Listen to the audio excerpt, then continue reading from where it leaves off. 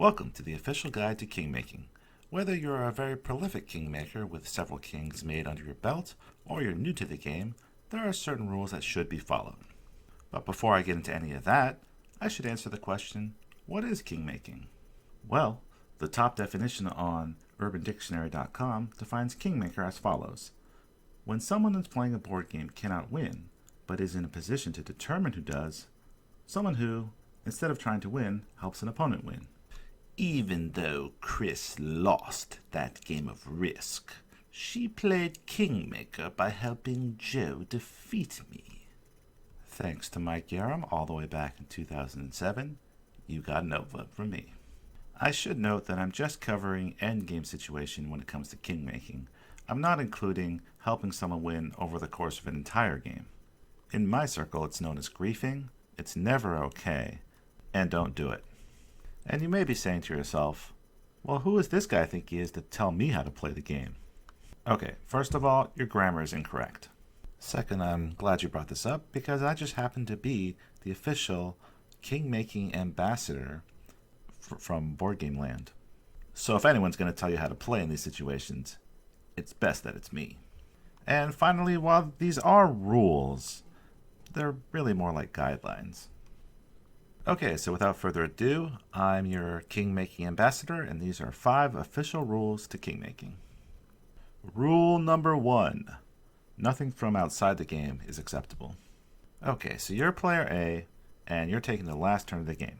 You only have 2 options, and the first option makes player B win, while the second option makes player C win.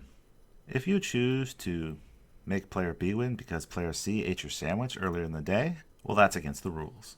A kingmaking decision should only be determined by what happens within the current game, and this will in no way be contradicted by rule number 3. Speaking of rule number 3, rule number 2 is to play your best and or most complete game. Another way to put this is, be consistent. A general rule of thumb in these situations is, if you can't win, at least take the action which improves your standing the most. Usually this means getting the most points, but it could be something like completing a really cool objective.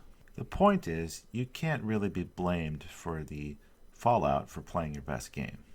Likewise, if an action causes you to lose points, but you do it to help a certain player win, well, that's going to feel like a personal attack on the person that didn't win. This is where the be consistent part comes in. And if someone tries to persuade you to be inconsistent to help them win, well, remember rule number 3. Rule number 3 is, do not accept bribes. Winky face. Now with that being said, it's never okay to ask for bribes. It's just a board game, man. Don't bring real life into this. But if someone bribes you, remember rule number 3. Winky face. Rule number 4 is to remember the social contract of board gaming. Now, like any social contract, this is going to vary from group to group. However, the general idea is that people play board games with each other so that everyone has fun. Try not to kingmake in a way that will blatantly ostracize one of the other players. Also, if your group rolls this way, maybe have the 2 players in contention to be king-made debate. If you do this, I say go all out. Pull up some podiums, act as moderator, have people call witnesses, everything.